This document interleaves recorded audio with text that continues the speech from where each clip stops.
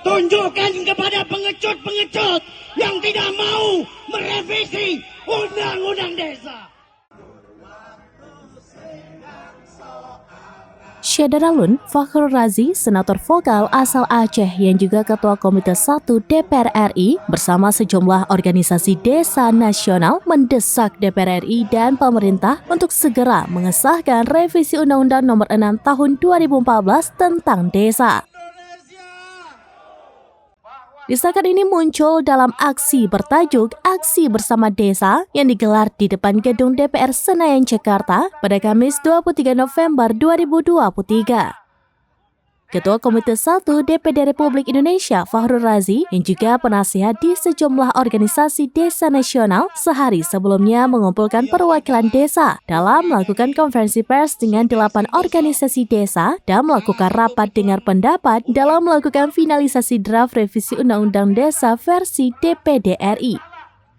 Fakhrul Razi mengancam jika revisi Undang-Undang Desa tidak dilakukan, Fakhrul Razi dan 8 organisasi desa akan kembali ke gedung DPR MPR RI.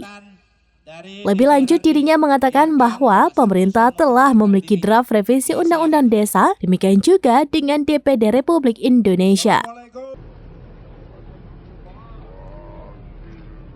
Komite 1 dari Dapil Aceh, Dewan Perwakilan Daerah Republik Indonesia, Bapak Fakhrul Razi, disilakan.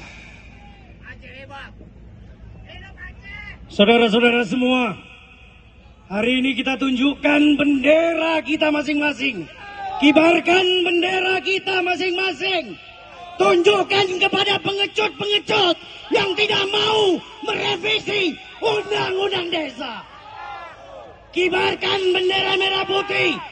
Kibarkan bendera ABDESI, kibarkan bendera PPDI, kibarkan bendera Parade Nusantara, kibarkan bendera Aksi, kibarkan bendera APEDNAS, kibarkan bendera PAPSI.